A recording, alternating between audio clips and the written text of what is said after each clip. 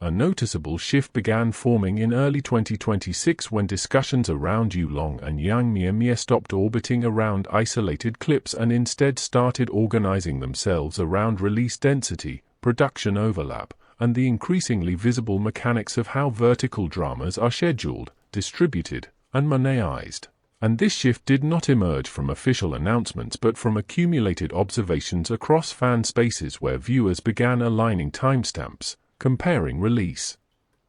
calendars, and tracking how often the same actors appeared across different titles within compressed time frames.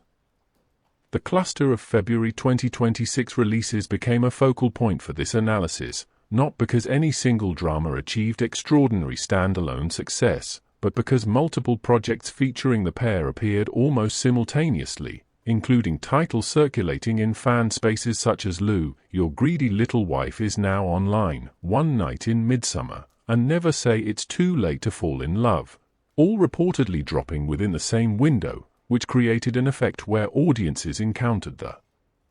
same faces across different narratives without a clear separation between them, leading to a form of continuity that was not narrative-based but exposure-based, effectively transforming distinct projects into a continuous stream of recognizable emotional patterns. This release density triggered a more technical form of audience analysis, where viewers began estimating production timelines by reverse engineering the visible output, concluding that such frequency implied overlapping shoots, highly compressed schedules, and a reliance on established performance rhythms that could be executed efficiently without extensive rehearsal or experimentation. And while this interpretation initially appeared critical, it gradually evolved into a more neutral or even positive assessment among some groups who reframed consistency as a form of optimization rather than limitation, arguing that in a system driven by rapid content turnover, the ability to reproduce effective emotional delivery reliably becomes a strategic advantage rather than a creative constraint. At the same time, broader industry developments were reinforcing this interpretation, particularly the increasing regulation of microdrama content, which began tightening standards around narrative clarity, pacing, and monetization practices, forcing production teams to refine rather than abandon the format, resulting in projects that retained the high-intensity structure of earlier vertical dramas but exhibited slightly more controlled editing, more deliberate placement of emotional peaks, and clearer segmentation of episodes around monetization triggers such as paywalls, where the most engaging scenes are positioned immediately before access restrictions to maximize continuation rates. Within this structure, performances by Yulong and Yang Mie often appear at these critical points, not necessarily because of individual casting decisions but because their established on-screen dynamic aligns with the functional requirements of these moments, where tension must escalate quickly, emotional stakes must be legible within seconds, and reactions must sustain viewer attention long enough to encourage continued viewing, and this alignment has led to a growing perception among audiences that their presence is not random but structurally embedded within how these dramas are designed to operate.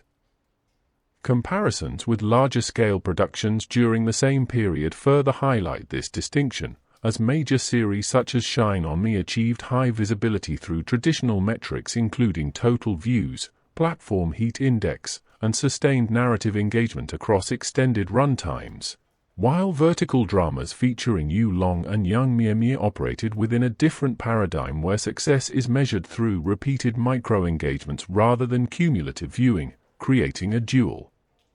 system in which long-form content dominates attention at a macro level while short-form content continuously reclaims attention at a micro level through fragmentation and repetition. This fragmentation becomes particularly evident in how scenes circulate across platforms, where individual moments are extracted, edited, and redistributed in multiple variations, often focusing on specific aspects of performance such as line delivery, facial expression, or reaction timing, and these fragments then migrate across different ecosystems, appearing on platforms like Douyin, Kuaishou, and Ziro Hongshu, where they are consumed independently of their original narrative context, allowing viewers to engage with them as standalone content rather than components of a larger story. Within this circulation process, certain types of scenes consistently outperform others, particularly those that contain elements of ambiguity or slight irregularity, such as delayed reactions, extended pauses, or expressions that do not resolve immediately, and these characteristics, frequently observed in performances by Yang Mie, generate higher levels of replay and discussion because they require interpretation, while Yu Long's more stable delivery provides a structural anchor that maintains coherence, resulting in a dynamic where clarity and ambiguity coexist within the same scene, increasing both accessibility and interpretive depth. Audience discussions have increasingly focused on this dynamic, not in terms of traditional acting quality but in terms of functional effectiveness within the platform environment, where the primary question is no longer whether a performance is technically precise but whether it generates the behavioral responses that platforms prioritize, including re-watching, commenting, sharing, and cross-platform redistribution. And this shift in evaluative criteria has led to a redefinition of what constitutes success for actors operating within this space. At the same time, comparisons with other rising CP pairings have introduced additional complexity, as newer duos often emphasize heightened emotional expression, rapid pacing, and visually striking interactions designed for immediate impact, which perform well in initial distribution but tend to produce less sustained discussion, while Yu Long and Yang Mie's performances, characterized by their relative restraint and occasional irregularity, generate ongoing analysis that extends beyond the initial viewing window, creating a different form of visibility that accumulates over time rather than peaking quickly. This accumulation effect is further reinforced by algorithmic association, where repeated engagement with content featuring the same actors increases the likelihood of future exposure, gradually constructing a perception of ubiquity that may not correspond directly to output volume but reflects the compounding nature of platform-driven distribution, and this perception feeds back into audience behavior, as viewers who recognize the actors are more likely to engage quickly, reinforcing the cycle.